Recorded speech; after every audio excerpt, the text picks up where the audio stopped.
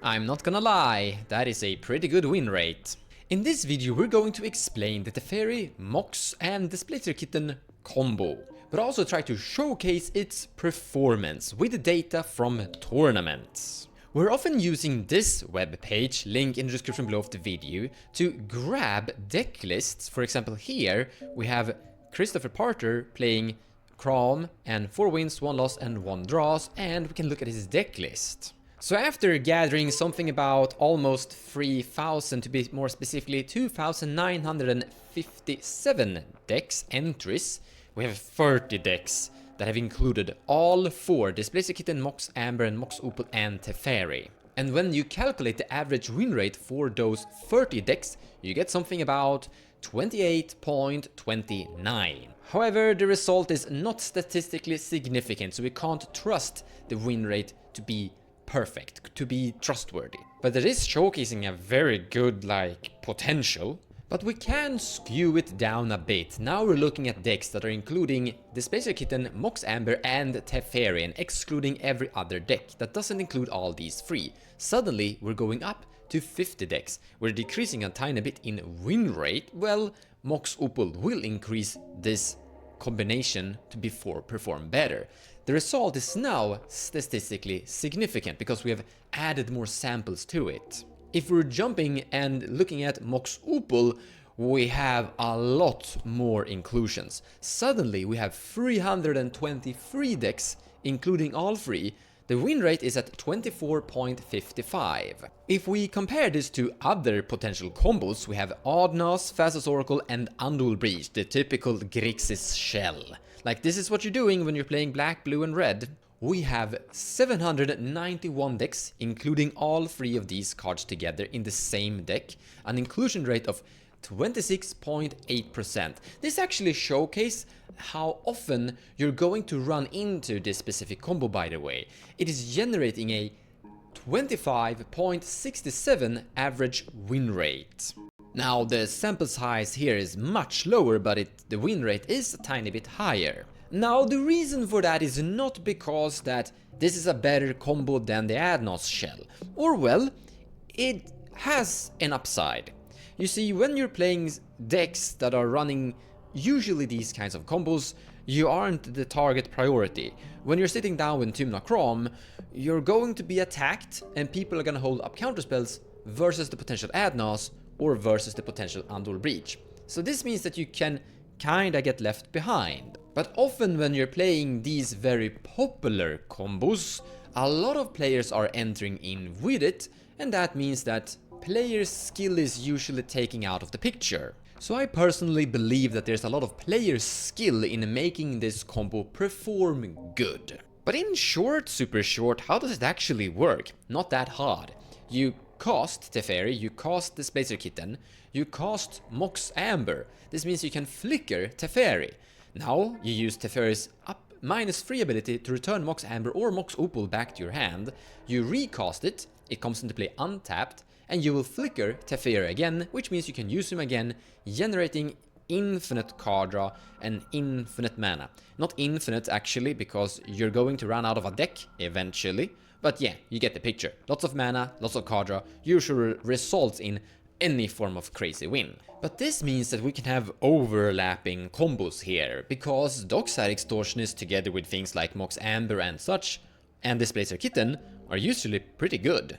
If we, for example, look at the win rate of decks that are including both Displacer Kitten and Dockside Extortionist, we have 209 decks entered into tournaments with both cards inside the deck, with an average win rate of 23.85. And we can find some pretty good results looking around in other combinations as well, for example Fastest Oracle and Anouther Breach, with Displacer Kitten and Dockside in it as well, you have 24.5. This is actually a pretty good result. So with Displacer Kitten, Dockside, Teferi and Fastest Oracle, you're combining a lot of different combos here. You're getting a win rate of 26.85 from 42 decks. This actually looks pretty good. So with the Displacer Kitten, Dockside, Mox Amber and Teferi, the result is not statistically significant, but because we have a very low sample size, only 27 decks have playtested this inside tournaments, but we're getting a very impressive win rate of 27.13. Showcasing a good example of when you're using these three cards, Displacer, Kitten, Mox Amber and Teferi, together with other combos like Displacer, Kitten, Dockside is good. Teferi Dockside is also pretty good because you get to bounce your Dockside back to your hand and recast it as well. When decks are including both Mox Amber and Mox Opal together with Displacer, Kitten and Dockside, we're getting a very impressive win rate 26.45 from 78 decks. So we're getting a kinda good picture that this is a combination of cards that is able to perform a good combo in general.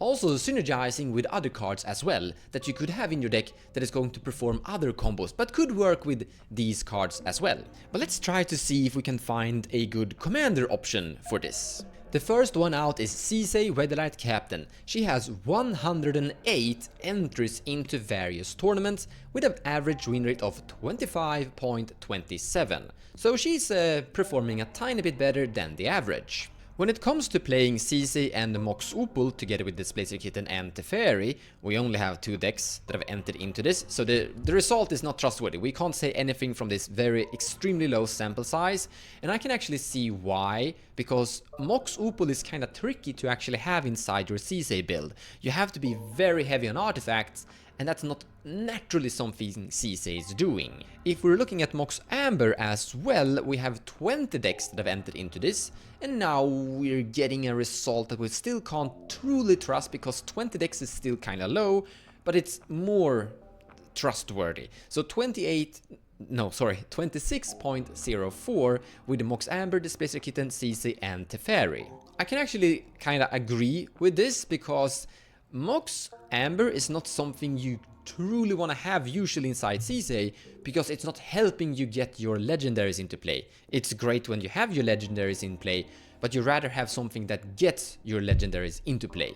And Mox Amber isn't truly helping in that. Like, it's not color fixing. Mox Amber is just color improving. But cEDH still has one big reason to actually play Teferi, because cEDH can tutor for Teferi, which is tutoring for basically Grand Abolisher.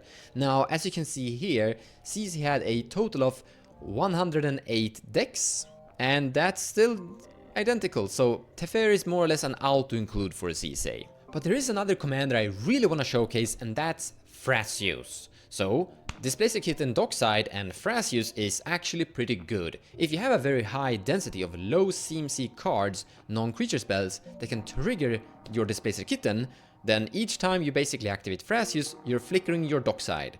And that means you can dig through your entire deck. Those of you who have played Thrasius Paradox Engine, you know exactly what I'm talking about. And it's performing kinda okay, 25.08 average win rate. And you're basically auto-including Mox Amber in this situation, because that's gonna be perfect. Activate Thrasius, flip into Mox Amber, cast Mox Amber, flicker, Dockside. And if you can, Mox Opal fits here perfectly as well. Looking a little bit outside that core package, you have Undual Breach that fits perfectly in general whenever you're playing a Storm Red deck. Looking at Displacer, Kitten, Dockside, Thrasius and Undual Breach, you have an average win rate of 26.44. So it's showcasing a good performance in my opinion. What about Teferi, Thrasius, Bruce, which is giving you the color of white for your Thrasius, and Displacer Kitten? Sadly, we only have 2 decks that have actually tested this, so we can't say much. But we can skip red and play Thrasius without Dockside, basically in this case, Teferi, Displacer Kitten and some Mox Amber examples. This is basically when you're partnering Thrasius with your Tymna. Now, only 4 decks have actually tested this, so we can't say pretty much anything, but when people aren't really playtesting it, is also showcasing that maybe it's not a great idea. So those TNT players, Thrasius and Tymna, have basically decided that this is not a combo that is fitting for TNT. Also, if you look at the win rate, well, then again, only 4 decks can't say much, but the win rate is saying 23.53. So it doesn't look like the go-to choice. But we have another Sans Red Apex Predator, and yeah, this is definitely the Apex Predator. Atraxat Grand Unifier is currently sitting on the highest win rate among all commanders that I've currently looked at. For example, Tynakron Blue Farm, 25.97 from 297 decks. Nayela, 25.09 from 214 decks. I guess I should showcase this, Frasius and Dargo. Now, we have only 59 decks and a very good win rate of 26.24, which is close or very close to Atraxa. But Atraxa has more inclusions. What I personally believe is that the players who are bringing Frasius Dargo to tournaments are actually really good players. If I remember correct, Freedom Waffle is actually playing Frasius Dargo and he knows what he's doing. And yeah, by the way, a lot of those Displacer Kitten Dockside Frasius are coming from this pair. But back to the main attraction of Atraxa. So we had something about 109 decks that have been playing entered into tournaments with the commander of Atraxa.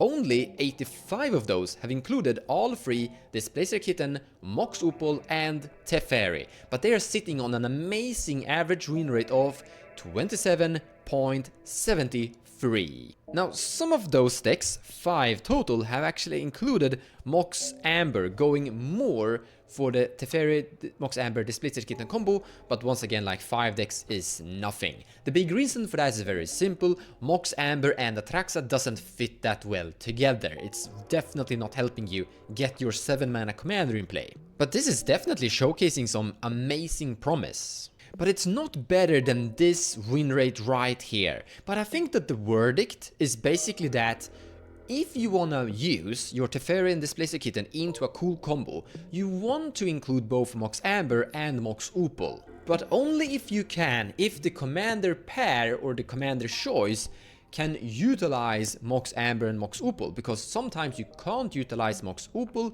and sometimes Mox Amber for your commander is a little bit iffy. I do think that more CEDH decks should start to try to experiment with Mox Amber, Displacer Kitten and Teferi. Because once again, Dockside and CEDH is pretty amazing still. And Dockside Displacer Kitten CEDH will be awesome too. And as CEDH can tutor for Teferi, it seems like a logic choice. I do know that Frasius and Bruce are usually going for other combos. I've actually made a deck tech video for them showcasing kinda what the directive is, so it doesn't truly fit. But honestly, I think more players could experiment with this, as you're getting that Displacer Kitten, Teferi, Dockside and Frasius, and Displacer Kitten, Teferi, Mox Amber suddenly have combos that are just overlapping good with each other. And you can still throw in an Underworld Breach here. It is not an all-star combo. Far from it actually. But I think this combo is a good supplement. Like a good addition to your other combos that you already have inside your deck. Because once again, all of these 4 cards are actually pretty good. Looking at an individual performance from Teferi Time Reveler, 24.55% average win rate. Displacer Kitten is sitting on 24.29 from 554 decks. Mox Amber is one of the weaker ones. We have a very big inclusion rate of 1139. Now we're looking at commanders on mono black and mono red as well here, but 23.9, basically 24 average percent win rate here. Where Mox Opal is the stronger of the two Moxes here, 24.44 on the average win rate. So if you feel that some of these cards are actually pretty okay for your deck, and you feel that it's possible to potentially include the rest of the combo package, then statistics are kinda showcasing that, yeah, it's kind of performing okay. I hope you enjoyed this little short combo tutorial and some showcase of its performance. I would, by the way, like to mention that statistic is not everything. Luck, player skill matters as well. So a lot of the things we actually looked at in this video don't have enormous power, like the sample size were around 80, 70 and 50. It's when we're getting to those like 100, 200 and 500 when we're getting very strong results. But over time, as more people are joining more tournaments, we will eventually have that strong result. And then I will make more updates on the performance of various different combos. Take care guys, and thank you so much for watching.